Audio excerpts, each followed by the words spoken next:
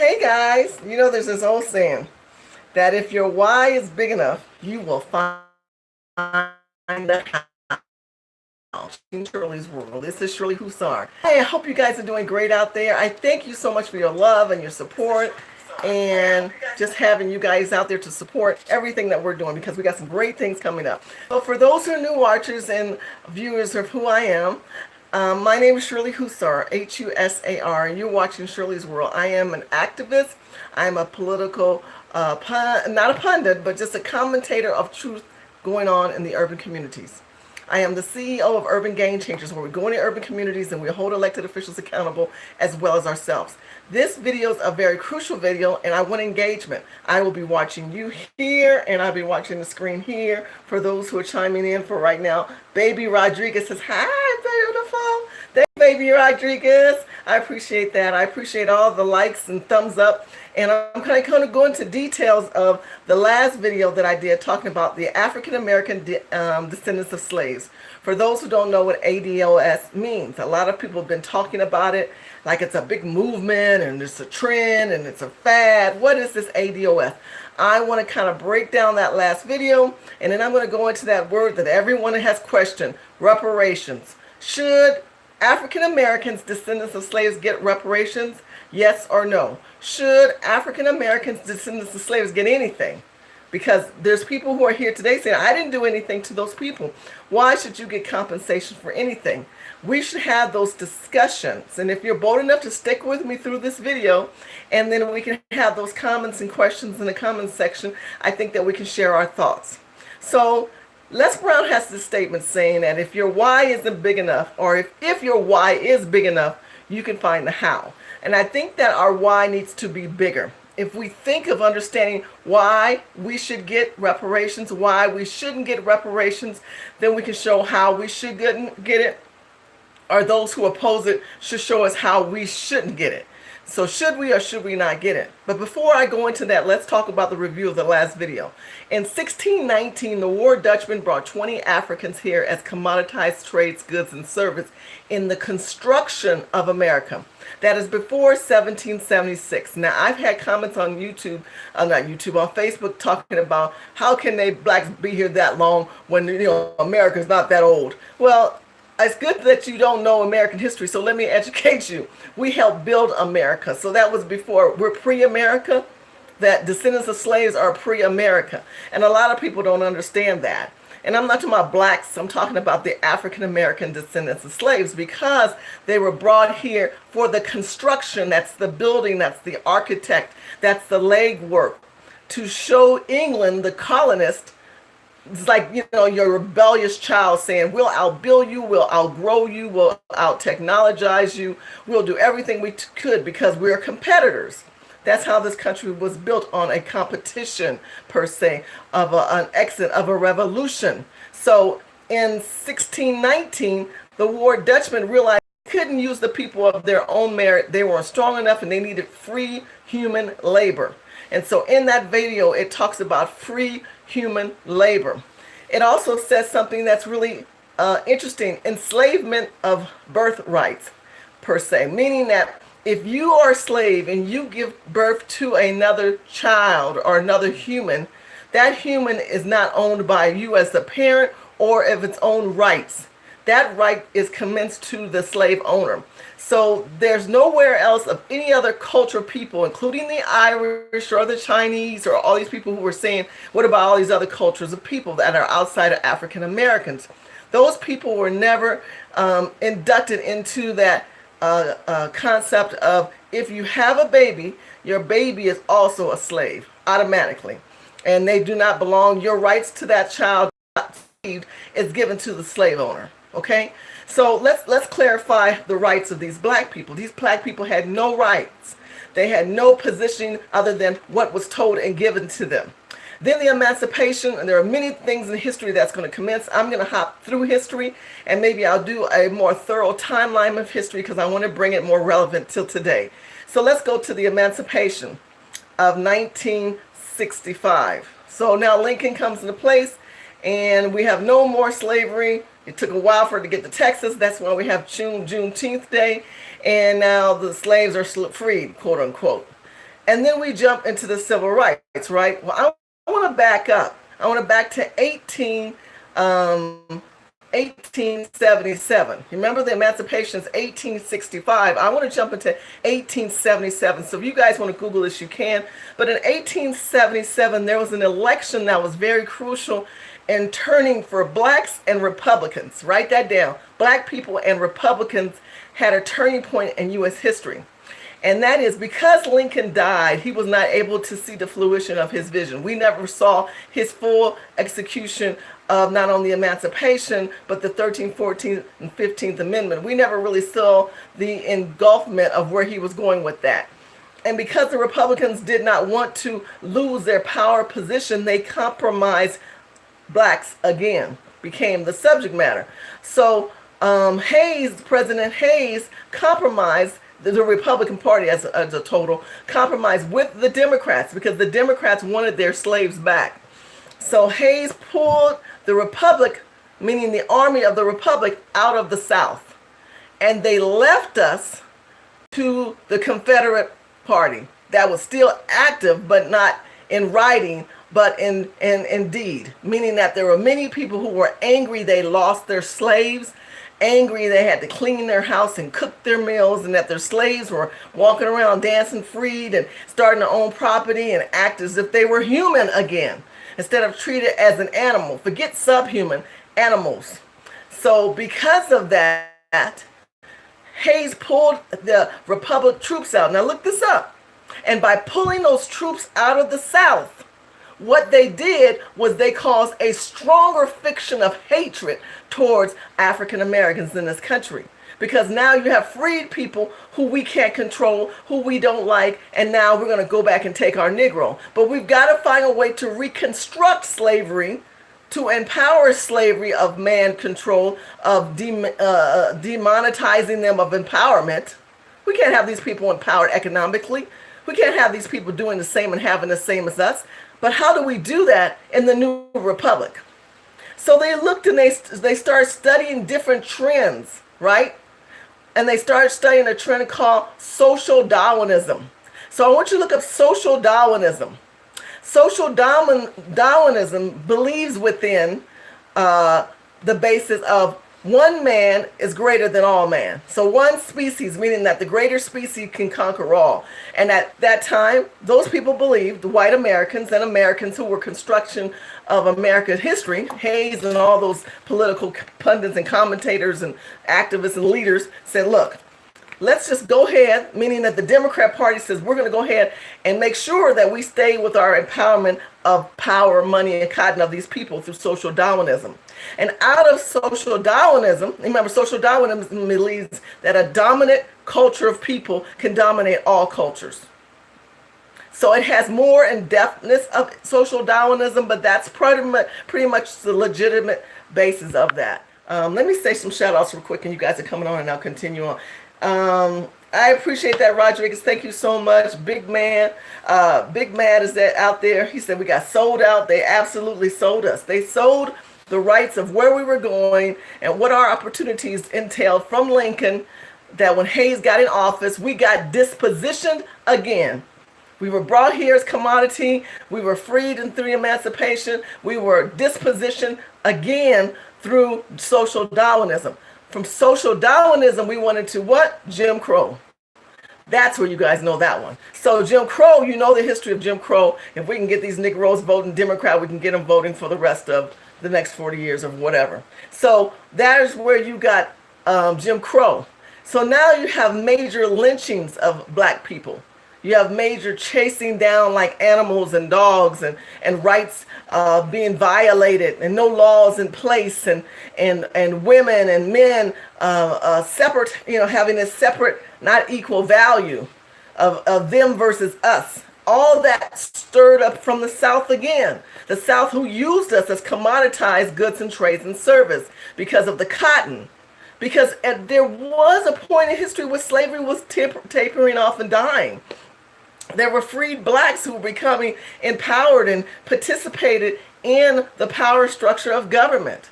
But what we saw through history is a money monetization issue, of the cotton gin growing, And so because of that, that's when slavery came at an all-time high, especially when the South had its power and the North said this is enough and we must free these people and we must not allow this through the emancipation. So emancipation, social Darwinism, and then I talked about what? I talked about Jim Crow. Now we're going to keep going forward. We have Jim Crow and all these laws, and then the civil rights came into place. Again, I am skipping history because many of you guys are very much more of a historian than I am. I just read, I study, I learn because I believe when we know, we grow and we learn together. I am not a perfect historian. I'm sure some points in there that many of you guys can point up and bring that in the chat room. But I just want you to look up those particular points in history because it was empowering for me. It was empowering for me to know this, especially social Darwinism and the fact that the Republicans pulled out after 12 years. We were abandoned again because it didn't make sense that all these people were freed and how are we the way we are. And that's because we really never were free people.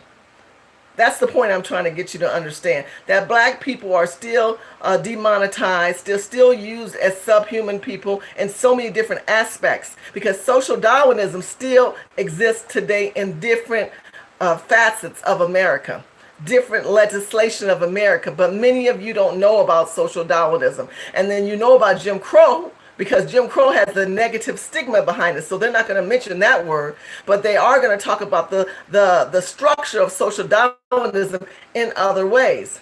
But an economic disposition of people, of culture, is what elevates anybody. If you are economically placed in the right manner, there's opportunity, there's growth, there is communities, there is generational wealth. These are the economic things that we all wish and dream of.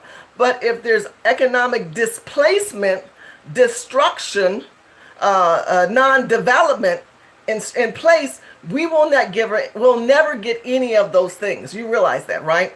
So if you're saying to people, you don't deserve land, you don't deserve a job, you deserve, but these other people do. So now we're talking about infrastructure leverage against you, meaning that the infrastructure laid out in America today has things of reasoning that are leveraged against you. And that goes back into today's time, which is called immigration and illegal immigration. Because we continue to import these people who push us out and black people become dispositioned. And so it's a trend and a thread that fibers that move through American history. And if you watch that video, that goes back to slavery, that goes back to the child and the generational wealth and the wealth that's not passed down and the oppression of the government and the target and the trafficking and all these things that are coming out. And then they say, oh, we need to change it. Oh, we need to change it. But they knew what they were doing. And we know what they're doing. But there's people who are in government today who have displaced us and now all of a sudden it's for us. Hear what I'm saying to you.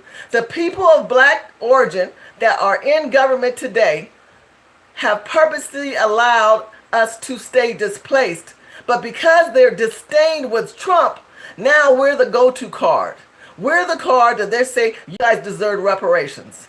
Well, why did you not try to push reparations through the Obama administration, through the Bush administration, through the Reagan administration, the Carter administration? I say those key administrations because some of those people have been in office as congressional leaders since those presidents. But yet we were not a prominent tool, a prominent issue to focus upon because they took advantage of the African American vote. And the Democrat says, don't worry, you don't have to give them anything. They'll take what you give them. Don't tell them what you want, people. Just take what they give you. How many times have I said to you, do not take what they give you. Tell them what you want. But many of you guys don't do that. You get on here saying, they don't do this, they don't do that. Okay, what do you want? How do you go about getting what you want? Because many of these threads talk about ADOS, the ADOS, we're going to do this, we're a movement, da, da, da. ADOS is not a fad. It's not just a movement. It's the story of American history. It's the story, the fiber, the blood, the dirt, the ground, the remittance of everything this country puts back into itself. That's what enslavement of understanding that African American descendants of slaves are. Now you guys can put a thumbs up to that one. Can I get some thumbs up? Somebody give me some thumbs up. I appreciate that. Because if we don't have a clarification of understanding who and what an ADOS is, everybody thinks it's the black people, it's the African American people. Well, what does that mean? What does black mean? What does African American people mean? What does Negro mean? What does colored mean? There's no clarification on that. When I was on Laura Ingram's show, I asked Leo Terrell, Leo, I asked you what kind of Negro you are. The producers went crazy. Laura went crazy. She said, oh, no, we're all African Americans. People are going to tell you what you are. They don't ask you, they tell you. That's what they do. That's what they've done since the civil rights, before the civil rights, since slavery. They tell you, you are African American. But wait a minute, my mother, her birth certificate says colored. My birth certificate says Negro. My son's birth certificate says African American. Now, here you have a new certificate, there's an X. Now it's non-gender. See, they are telling you what you want. What they want. Not so much you want, but they're telling you what they want. They're telling you what they want. So you need to understand every birth certificate, every right, they're telling you certain things. I'm asking you, what do you want? That is the clarity that we bring to the table. So let's talk again. The American story is not just a fad or a movement. The African American descendants of slaves in that review of that last video took you from what? 1619, and I'm going to bring you into 2019, which is 400 years. 400 years of children and descendants of children of indigenous slaves are in this country. Now, I hope that clarified a couple. I'm not going to break it down per section of the video. I want you to understand that this video is to provide you a clarity of what American Revolution is and what the African American slaves have done and how they came about to be here. But if you understand that, you have to understand that everybody black are not on the same team, meaning that all skin folks ain't kin folks. Let's just keep it 100. All skin folks ain't kin folks. We use the word brown, we use the word sister and brother and all that stuff, but all skin folks ain't kin folks, meaning that you have a tribe of people, but they all add something to the table. Give an example. Now, I know I shouldn't be using Wakanda, but I'm going to use that because it's more relevant. Most people can relate to it. If you see in Wakanda, there were certain tribes within the region of Africa of Wakanda, right? So they had different tribes. Black people the same way. There's African descendants of different diaspora, meaning that there are blacks who come here as immigrants from different parts of Africa. They're from Kenya. They're from different parts of the country, different parts of Africa, but they're immigrants, or they're illegal immigrants, or they're black Jamaican, or they're black Cuban, or they're black Trinidad. They're African descents in different ways. But this particular reparations and the U.S. American history is in conjunction to the African American descendants of slaves. Now, I know the question's coming up. How do you know you're an ADOS? How do you know if you are an ADOS? Write this down. ADOS is proven because we were cataloged people. They wrote down who owned what. They also tracked and wrote down after the emancipation who and where they are. And after the civil rights, they still track down who and what and where they are till today. And that's through the census bureaus. That's through marriage licensing. That's through death certificates. They even know when you die. You're recorded when you die. They want to know from your birth to your death in America. Now, come on, tell me they don't know that. They want to know that. They want to know on your death certificate who was your mother, who was your father. On your death certificate, they know all of that. And it is easy to tell who the ADOS people are. It's through legacy and lineage. Look up Ancestry.com. Look up LegacyTree.com. Matter of fact, you want to know someone how it's structured? I want you to go Find My Roots on PBS. Find My Roots on PBS. You look at that video and you will learn that African American are descendants of slaves, are not immigrants. We're not illegal immigrants. What we are is commoditized goods, trades, and service. My parents didn't migrate here or became an immigrant. The statement of people telling you that African American descendants of slaves are immigrant is the wrong terminology. We're not immigrants. We were brought here to be raped, to be beaten, to be used in so many different ways. And no one wants to accept that because they find it unhuman, unkind. But it is real history because we're talking about the American story of America, not just a movement. That's what I want you to understand. We're talking about a placement in the history books that you did not read in school, my white brothers and sisters who think they're going to tell me about being black. I don't appreciate anyone that's going to come tell me my own history better than me. I call them transracial. These are transracial people who are going to teach me black history when my father taught me black history, when my mother taught me black history, when my grandparents taught me black history, when I've studied my own black history and my own history. Why do I need transracials informing me something that they're excited and new about and they're going to help me learn? I find you would be an insult. You ought to go and do your homework. So I'm telling you homework right here. The American story, the story of American history, is the ADOS, the African American descendants of slaves who are not immigrants or illegal immigrants. And like I said, we are the only enslaved people in America that law passed so that that child was enslaved. The birth of the mother of the slave never began to give the rights to the parent or the human conceived. That person never had any rights. That right belonged to the slave owner. To the slave owner until 1865. Now, so when you start telling me about immigrants and illegal immigrants and the rights that they have and the benefits they have and all these other people and their problems, I want you to tell me why I, as an African American descendant of slaves, cannot share my story without you feeling offended. Without you feeling that you've got to give some unsensible answer or comment in the thread, because there's always one or two, a couple of you, especially on Facebook, that don't like me talking about reparations, don't like me talking about African Americans, but you want me to talk about illegal immigration and you want me to talk about Trump.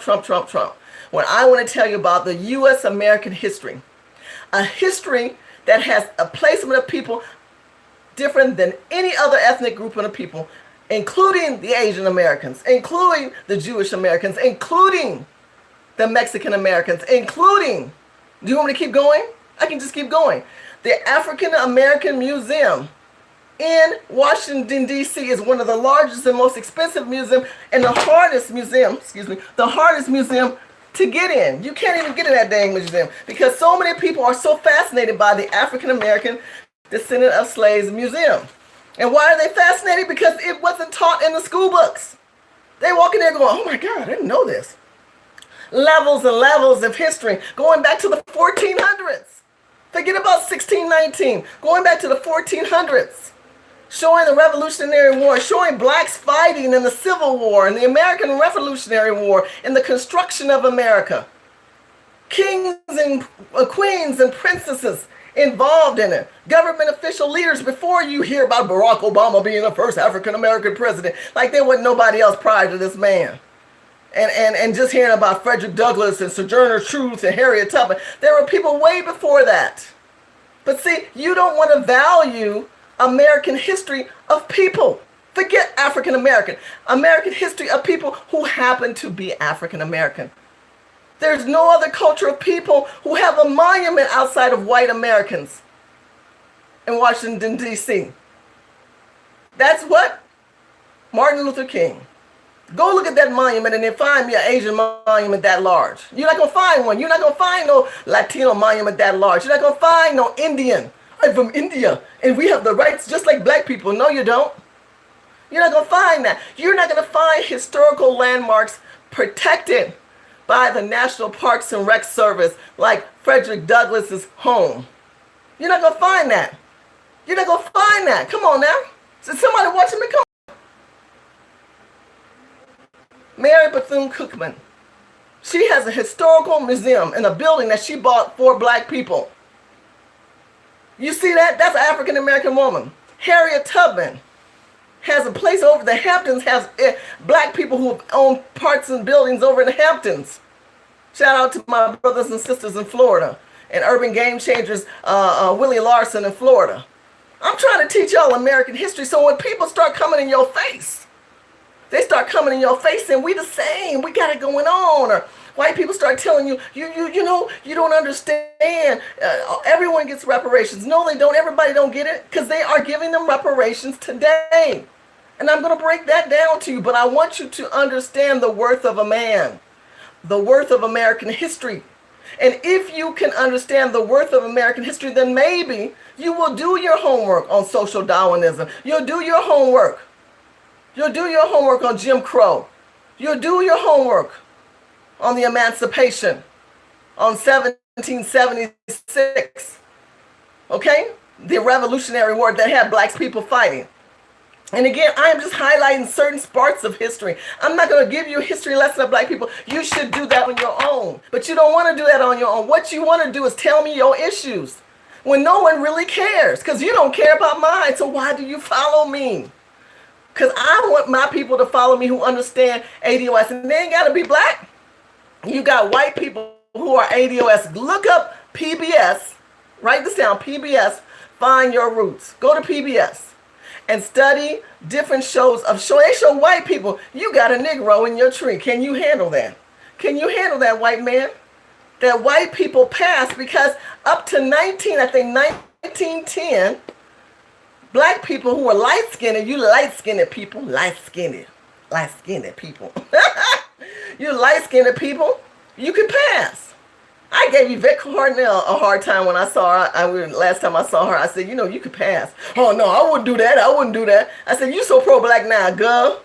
If you could have a better position in life, you get that nice, good, straight hair, and you put it on yourself and look good, that girl could pass. She's that high yellow Negro, but she is totally pro-black. Shout out to Yvette. But I'm just making a point. There were black people who passed, and they call themselves mulatto. So on the Census Bureau, listen with me, stay with me, write this down. Again, make sure you like and subscribe, hit the like button and click it up, the thumbs up. I appreciate that. And share this video on your Facebook, your Instagram, your Snapchat. Let's have this discussion, my people. If we look at the Census Bureau up to 1910, you will find out there were black, white, and an M. What's the M? Mulatto. That means the Census Bureau asks, what kind of person are you? I'm a mulatto. That means you half white and you half black. But after 1910, those who were light enough and white enough, even if they were mulatto, changed the M and they turned it upside down and it became a W. And they kept marrying W's. And so that beautiful copper tan started fading out to that white. And then they look back in history and they think they're all these things. I'm Irish. I'm a descendant of slaves. Yes, there are white people who are ADOS. So many white people say, well, that's black. No, ADOS are African Americans, descendants of slaves. I am a descendant. So my inherited right is inhibited because of being a descendant. Because the inherited right of other cultures of people have been able to benefit under this administration. And now we'll talk about reparations. What does reparations mean? That is always a question that always comes up. And I always think to people, when they ask me about reparations, Shirley, do you support it or are you against it? What does it mean? I'm going to say, let's break it down. I'm going to give you a breakdown of reparations. And then I want you to tell me yay, nay, or different. It's okay, but I'm going to share my version and try to simplify it, because there's different interpretations of it. And now it's a popular word because they want your vote. My question to you is, if reparations was important, why did Sheila Jackson, as long as she's been in office with them old tired ass St. John suits, ask me why that woman ain't try to push reparations when she first got into office? Maxine Waters, when she first got in office, and they've been in office for almost 30, 40 years. But because they're with a party that is on its last leg and on a thread with a shoe with no lace in it, they got to find some way to make the Negro card shift and stay with them when it's shifting away. So we're going to go with anyone that uses reparations. If I run, I'm going to give you reparations. If I run and win, I'm going to give you reparations. 22 candidates on the Democrat side are saying they're going to give you reparations. I want to know, hell, if they didn't give it to you then, what make you think they're going to give it to you now? That's all I want to know. If you really believe that these people are going to give you reparations because they become, quote unquote, the next president or candidate of promise, if you really believe that, then you believe in a buffoonery. Because boo-boo, I know you ain't no boo-boo the clown. Let me just play to you what reparations is according to Wikipedia. If you look up the word reparations, you can read this yourself on Wikipedia. And I want you just to read the reparations from the legal standpoint. And I'm going to play it for you. Reparation is replenishment of a previously inflicted Hold on, sorry about that. To the victim. Monetary restitution is... Okay, I got to stop something for a second. I got to stop something for a second. Which is myself. As I laugh through it. Okay, thank you, Jesus. Let's try this one again. National humanitarian law. Reparation include the following forms: restitution, compensation, rehabilitation, Okay, I'm gonna play it again. and guarantees of non-repetition. I'm going to read it too. I'm going to read it too. But I wanted to play it. Reparation is replenishment of a previously inflicted loss by the criminal to the victim. Monetary restitution is a common form of reparation. In the basic principles, guidelines on the right to a remedy and reparation for victims of gross violations of international human rights law and serious violations of international humanitarian law, reparation include the following forms: restitution, compensation, rehabilitation, satisfaction, and guarantees of non-repetition. Okay. I'm going to play it one more time. One more time. That's the loudest I can get. I should brought my mic in here, but anyway. Reparation is replenishment of a previously inflicted loss by the criminal to the victim. Monetary restitution is a common form of reparation. In the basic principles and guidelines on the right to a remedy and reparation for victims of gross violations, reparation include the following forms: restitution, compensation, rehabilitation, satisfaction, and guarantees of non-repetition. Okay, so I've given y'all a chance to look it up. Reparation is a replacement of previous inflicted loss by a crime or a victim. Crime to the victim. Crime to the victim.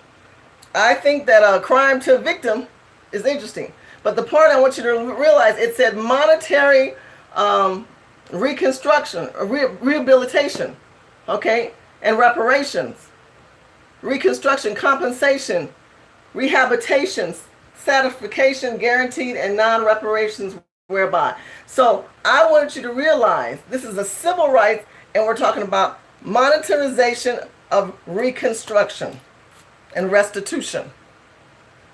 Let that soak in just a little bit for you. Okay? Now, there are other people who are right now getting that under this administration. We keep talking about 2020. The Democrats talk about reparations. I want to talk about an economic platform for us to build our wealth so that we can create a monetarization of reconstruction. We need money. But how is that money going to be distributed? Who gets that money? And how should it be given out? That should be the question. And who's already getting that? Because I don't believe you got to reinvent the wheel. I believe the wheel is already there. Y'all just ain't looking at it. And you're not yelling loud enough about other people who are pushing forward with this reparations for their culture of people. Listen to me. Put the thumbs up. Stay with me. Just hear what I have to say. There are other cultures of people. So I'm going to give you 3 examples. For those who are watching, I'm going to give you 3 examples of reparations that are being given out right now in 2019. And a 4th example of how we were given a form of reparations with no money under 2019 under this administration. Kind of interesting, right? All right, so I want to show you that recently there was an executive order, and I've been tweeting this out. This came out May the 13th. Right here. This one right here. You guys see that? That's my ring light. Got a little better light. The executive order of economic empowerment for Asian Americans and Pacific Islanders. It's authorized, vested in me, the President of the United States signed this into commencement, okay? And what it is, it empowers, it talks about the empowerment of 20 million people. 20 million people, Asian American and Pacific Islanders, are going to get a form of monetary restitution, monetary reconstruction. That's what they're going to get. They're going to get some money. Now, I want y'all to look that up because that just came out on May the 13th. Now, where do you go, Shirley? Whitehouse.gov, or just type in executive order on economic empowerment for Asian Americans and Pacific Islanders. Now, before you attack me, white American or whatever other culture you are, and tell me, well, black people, da da da da, and what about da da da da, and what about that classroom is 4 down, 4 doors to the right, then turn left. Go to that classroom. Go to that classroom, because this classroom is for those who want to learn and grow. This classroom is for any ethnic person who wants to understand why black people are talking about reparations and why we need it. Okay? Because I'm trying to break down a factor that there's other cultures of people getting reparations. They may use a different terminology, but it is still a use of the definition of the word being allocated. Come on, y'all ain't listening to me. Anybody out there listening to me, put some damn thumbs up. Tell me what you think in this chat room. Let's keep it moving. Economic. Execution of economic empowerment to the Asian and Pacific Islanders. So they didn't have their own private underground meeting. They didn't go through Congress. They didn't ask to say the next president, we want reparations. They didn't say the next president, we want you to give us empowerment. They didn't do none of that. They got their proposal together. They got their team and their money backers behind them. They sat down with somebody to put a proposal together and got this man to sit down and sign it into law. That means an executive order will circumvent, listen to what I'm saying, circumvent Congress. It empowers over Congress. You do not have to wait for a legislation to be written up or a bill to be written up and then go through all these different voting process. You can go direct to the source. Why? Because the the Asian Americans and Pacific Islanders did. Now my question is, I have done my DNA and I have done my genealogy, and I think I have like 1.2% Asian in me. I wonder if I qualify. I mean, everybody claiming to be something, right? I wonder if I qualify. I should put myself down. I am 1/2 of Asian. I have proof of it, and I want to check. I want some of this money. So let's talk about the money. Okay. Now, if you scroll down, it'll give you an idea of the development. What is it for? To develop them. Oh, let me just play this part for you. I could read it, but I really want to play it because it helps me hear it and think it through with you. And I want you to understand. I want you to do your homework because there's other cultures of people. Now, this is just one. I got a couple more too, but I want to start on this one and I'm going to keep going. But listen. Monitoring, and coordination of the executive branch efforts communities to economic resources. 2. Strategies for encouraging innovation and entrepreneurship in the API communities, empowering the economic growth of AAPI enterprises, and increasing AAPI business diversification, including through general reductions in regulatory and tax burdens. 3. Strategies for increasing federal procurement opportunities for AAPI enterprises. Did you hear us say strategize and encourage innovation for entrepreneurship for Asian American Pacific Islanders? That's what AAPI, for those who didn't get it, stands for communities. Empowering economic growth for AAPI, Asian American Pacific Islanders. Okay? Empowerment growth. Did you get that? Community increasing and businesses and business diversification, including general reduction and regular and tax burdens. They didn't get a break on their taxes after they made all this new money. They've got a break in their taxes. Is anybody reading this? I need you to go and see this. He signed this for them. He signed this for them. And now y'all talking about we going to start trying to run for a candidate. We're going to back a candidate that's going to give us all this. Give you all of what? You don't even have a breakdown of what you want. You don't even have a breakdown of how this is supposed to work for you. How this money is going to be allocated to you, if it's to you. Because if they use the word minority, inclusive, colored people, that's all these foreign people that have migrated here. Because America history never had all these different diasporas of people that are growing on top of us. Civil rights is here. And here's all these other people getting benefits and taking them away. And the people who are here, these people, don't get nothing. You get nothing because they are building off of you.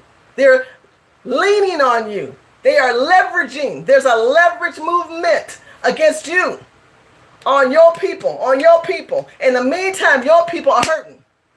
I know I ain't talking to myself. Shit, I'm trying to wake you people up. Again, if I'm offending some of you beautiful white people, maybe this ain't for you. But I'm just trying to have you understand, because when you start telling my Facebook feed, you're going to start telling me on my Facebook feed, well, what about my people? My classroom is 4 doors to the right, turn left, and then turn around the corner. If you're an illegal immigrant, you want to think that black people are the same, you in the wrong building. The Immigration Hall building is 4 blocks away from where we are today.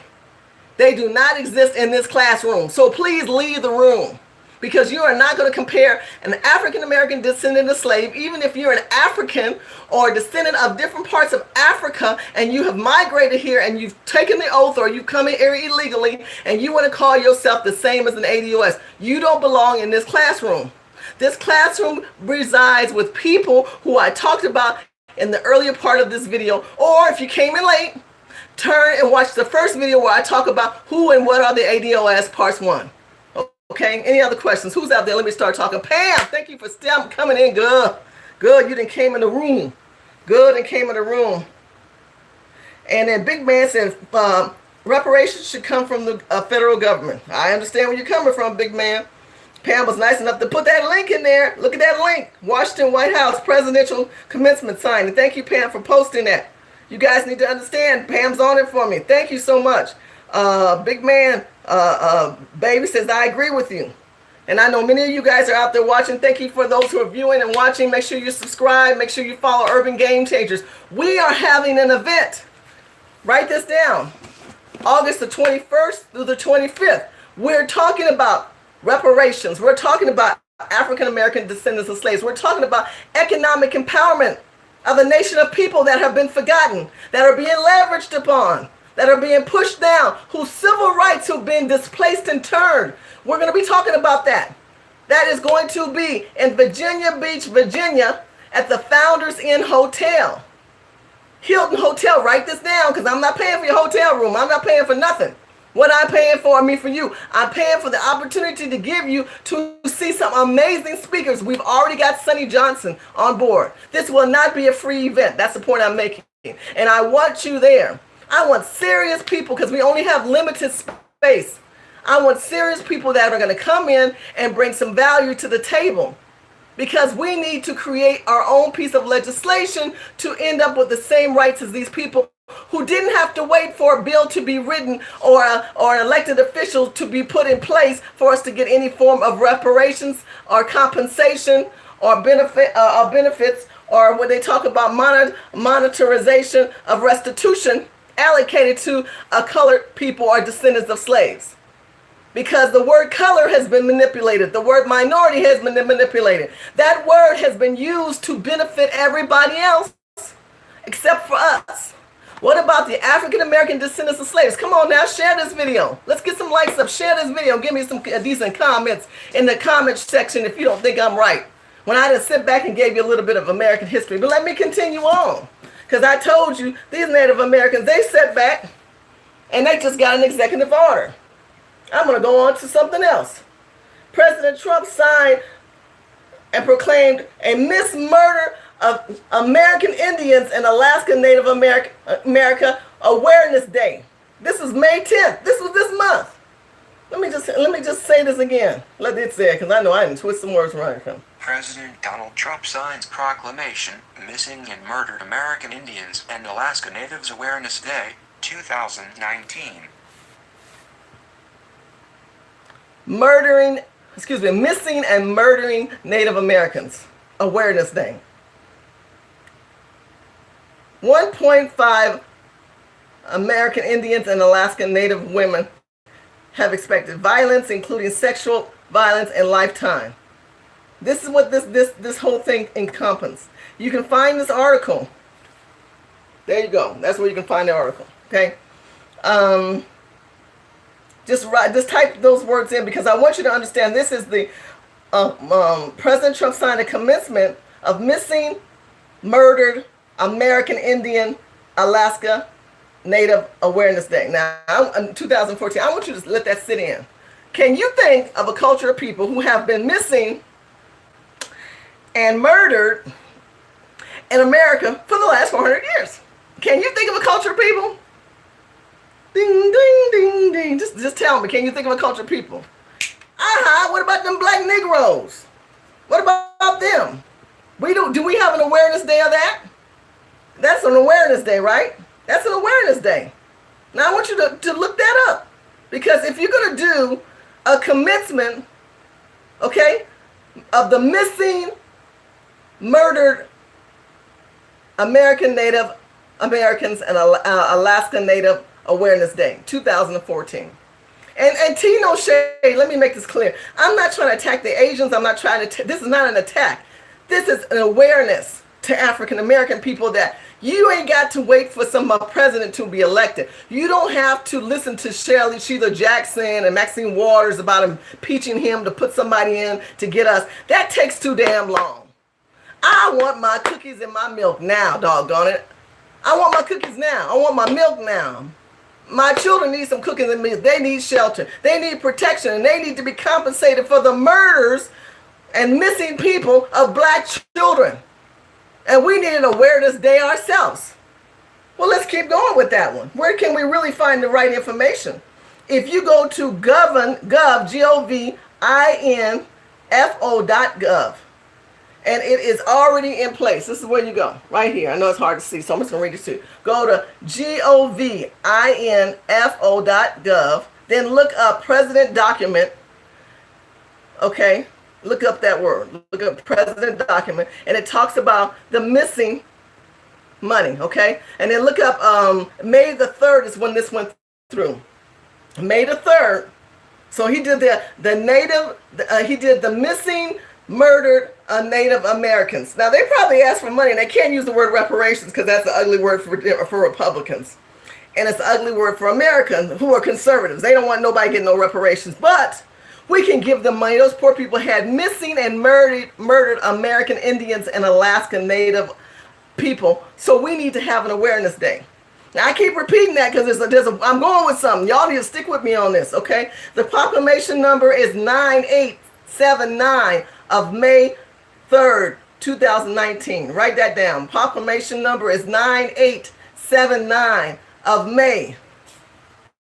That right? Can you see that? Can you see that? It might be backwards, but you can read backwards. I know you can. Okay. Now, that's not the part I want you to make. I want you to listen to this part. Where's that part at? It's on here. I know that it's on here. It talks about the 1.5 Native Americans, Alaska, da, da, da, da, and then it talks about the reason why, da, da, da, da, da. But the part that got me the most, I'm going to find that money part, because we all talk about money.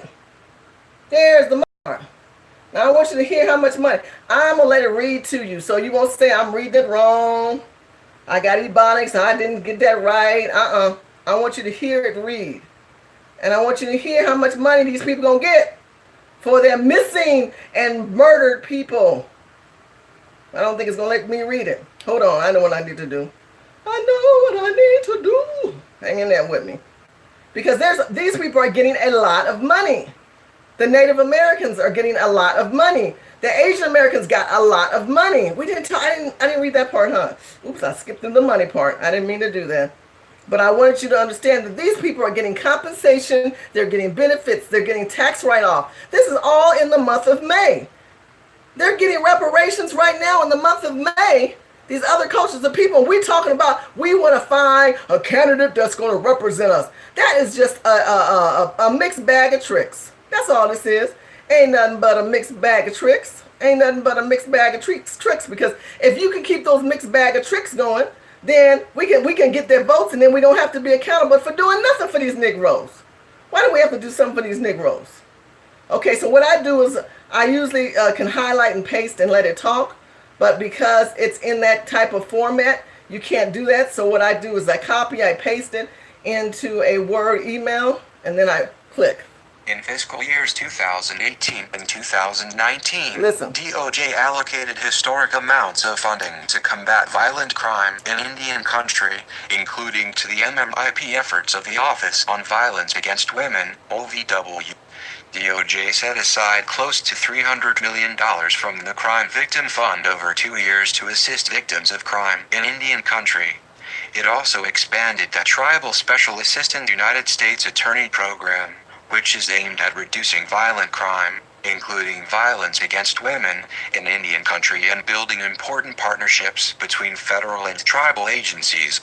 In addition, DOJ funds the National Indian Country Training Initiative, NICTI, which continues to provide training at the National Advocacy Center and in the field for federal, state, and tribal criminal justice and social service professionals. Okay, how much was that? $300 million. Did you hear that? Set aside close to $300 million from the Crime Victim Fund over 2 years. They're going to give them $300 million in 2 years. $300 million, close to. That's $150 million a year. For 2 years, they're going to give them this kind of money. $150 million to be expanded in Tribal Special Assistant in the U.S. Attorney's Program. A Tribal Special Assistant in the United States Attorney's Program. So why don't we have African American descendants of slaves United States Attorneys programs for us? Because the federal government is giving funds for legal protection. Listen to where I'm going with this. For legal protection. Oh, y'all ain't hearing me.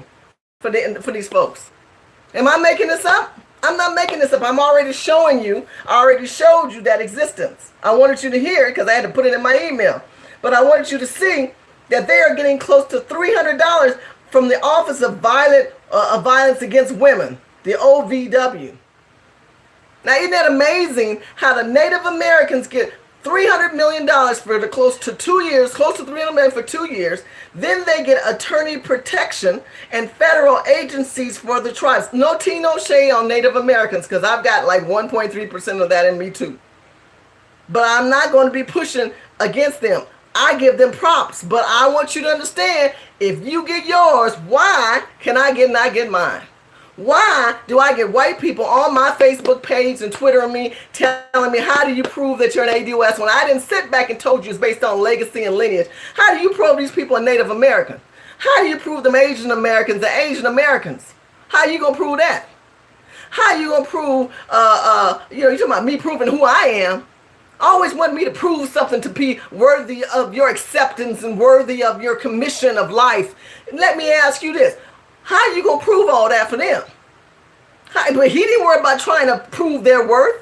He just gave them money. You're an Asian American. You walk up and say your name is Wong Tung Kong. Oh, great. You get the money. You prove up and you pull up you Native American. You got birth certificate or whatever written up. Hey, you get the money. They ain't got to prove it. They got some way to prove them. But when I tell you how to prove me through lineage and legacy, y'all got issues with that. Come on now. Come on now. 2 years. Come on now. You know we deserve more than $300 million. After 400 years, and they get that much in 2 years, it ought to be $1.3 trillion for us. Or some type of broken down structure system and government assignment of empowerment for the Native American, African Americans, descendants of slaves. Come on now. Did you hear what I said? That is what President Trump signed. It's called the Missing and Murdered Native Indians from Alaska, Native Indians and Alaska Native Awareness Day, 2019. That was signed May the 3rd. The Native Americans, can you believe that? The executive order was signed May. 10 days later, he signed an executive order of economic empowerment. People who are leveraging off of you. Economic empowerment for Pacific Islanders and Asian Americans. And I already told you about how Wells Fargo gave $125 billion to the Hispanic community for economic empowerment. You can use whatever word you want. You don't like the word reparations, conservatives? Then give me the word of empowerment and leverage. Because what you're seeing is a leverage of power of these people in black communities, which have caused a movement of extinction of existence of my people. What you're seeing in America today is Hollywood taking the black man and emasculating him, the black woman and empowering her, making her being more the man of the house, and the black family being destroyed. Beautiful black women and actresses deciding to be lesbians. I love Zendaya, but she's now in a movie now. She's going to be a lesbian girl. And she's hooked on opium. So they want us on drugs, and they want us sleeping with white people. Not with each other, more with white people. That's why you saw that black man prompting around with that dress. That's why you saw that black athlete gave up his career to kiss some little gay white boy on camera and messed him up for life. They want to see your people demised, depreciated, devalued, dehumanized. They want you to connect you with another culture of people so they can leverage the civil rights, my people. They want to use the rights of the civil rights for their best interest, not yours, because they need you. You the Negro card they need, all these immigrants and illegal immigrants. That's why they said the black people were working together. They have to use you as a base. You are a freaking base for these people, and you ain't even woke up to that factor. We talk about reparations, they're already allocated in a different form, not in those terms. Stop thinking that these new candidates are going to give you some reparations when the reparations are already being given to the Native Americans, already given to the Indian Americans, already given to the people of Alaska, already given to the Hispanic community. Now this is a commencement. This is a commencement that the Native Americans got. But guess what? We also got a commencement signed by President Trump. Was there any money allocated? Let's find out. Let's go on. Again, go to govinformation.gov. No, go to govinfo.gov. Stay with me now. We got another one. One for you special Negroes. Public Law 115-102, January 2nd, 2018. This is last year. 400 years of African American Historical Commission Act. In this act is to commemorate and to remember the African Americans who came here, arrived in Africa, in England colony, Point Comfort, Virginia, in 1619. I'm just going to read it. I ain't going to try to cut and paste all that stuff. The 400 years of African American history established, okay? The terms and everything that goes with it. It's in here. It's right in here, okay? And you can look up that bill. Look up the African Americans. Let me talk a little slower because I get a little excited and I get a little anxious, but I want to break it down to you. This is our commission that was signed a year ago, years and 6 months ago. 400-year commission, okay, act. Did we get any money with this? Now in this, they're saying that we are going to have a celebration. There's a celebration of time frame. We're supposed to be celebrating now, I think, until 2021. But the main 4 years is going to be in Virginia, Norfolk, Virginia, August the 24th and the 25th, at the slave grounds of where the original landing of the first 20 slaves. So write that down. Norfolk, Virginia. I'm sorry. Monroe, Fort Monroe. Jesus help me. Fort Monroe. I got to close my eyes on this one. Fort Monroe, Virginia is where that is going to be. And it's going to be August the 24th and 25th.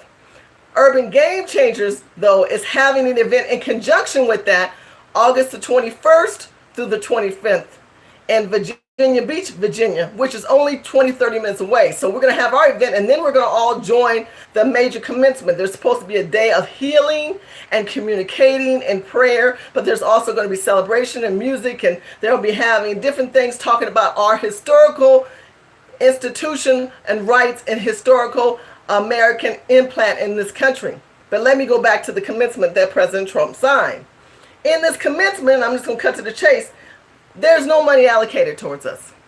They're saying that we're supposed to have $20,000 given to us, which I haven't heard anyone getting this yet either.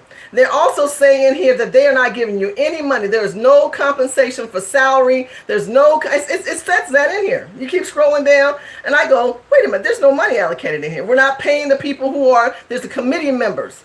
And they're saying we're not giving any of the committee members money. White people are quick to tell you we ain't got no money.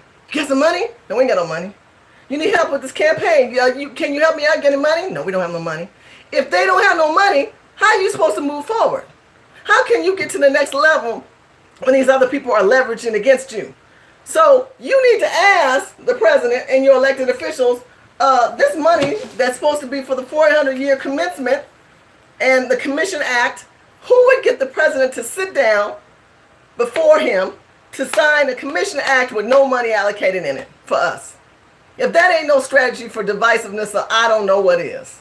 But if we don't catch it and we don't call them on the table for it, where are we going with this? So anyway, I want to thank you guys for watching. I appreciate this. I have reached my hour. Let's see who's been watching. Michael's on there. Thank you so much. I appreciate all you sharing. If you got any comments, let me know right now. Babe Rodriguez has been with me the whole time. Pam, thank you so much for your support. I want you guys to look up the Native Americans. I want you to look up the Pacific Islanders. I want you to look up how the empowerment, economic empowerment, is being built and leveraged off of you. Now, where do you think we're going to be 20 years with this? Where do you think we're going to be 10 years from now, 30 years from now, 40 years from now? We may not be in existence of people because everybody's coming to America for the benefits and the infrastructure. And they're breaking down urban black communities by the money that should go towards the building of their communities, but they're sending it as remittance back to their country. That means that the money that they make here, they send back. That's remittance. That means they remit the money back. They send the money back instead of the money staying here, and they operate through cash. And I talked about the remittance video on another video on my YouTube channel. So if you don't know what a remittance and what that consists of, please watch that video and it'll help you. But hopefully I shared today to you remittance. I talked about reparations. I talked about the ADOS. The African American descendants of slaves are people who are real, who are descendants, who have historical rights in this country, who are not utilizing them. Yet the rights of those people are being leveraged against them through other cultures of people. And again, no tea, no shade to these people who I'm bringing attention to. I'm not attacking any of other cultures. I just want you to realize if they get theirs, why can't you get yours? And when you start comparing blacks to this, again, this is not the classroom for you. Please go to the classroom 4 rooms down to the left, turn out to the exit sides, and that might be across the street if you're from another country. Because that does not apply to you. This is applicable to those who want to learn American history. The African American descendants of slaves are not a trend. It's not just a movement. It's an existence of American history that is not being taught to you. So reparations of clarification is not being taught to you. Reparations has to do with modifications of monies allocated to an economic platform of empowerment, of protection. There's money set aside for legal protection, I just showed you, for other cultural people. There's money set aside for legal allocation of laws of overseeing, I just showed you, through these other people. Why do African Americans not have that? Why do African Americans not have this conversation instead of saying, I want this, I want this? What would you normally do? If you wanted something, you said, well, Joanne got it, why didn't I get it? What makes me different? Well, how did Joanne get it? And you proved how Joanne get it, and you still don't get it. Now you got it. But unless you realize and explain how Joanne got theirs, and they know Joanne got theirs, but there's people in place right now under this administration that are not working in the best interest of African American people. And I can tell you that because I am the California delegate for 2016. I am the surrogate for California for President Trump for 2016. And I have watched this administration go till 2019 asking the question, you talked about the New Deal, Mr. Trump, for black people. Who's messing up black people? And I want to let you know who these people are. They are black people. They are black people who are not helping us move forward. So the only way we move forward is being who we should be. People of empowerment, of existence of laws and bylaws that exist and bring them to people's attention.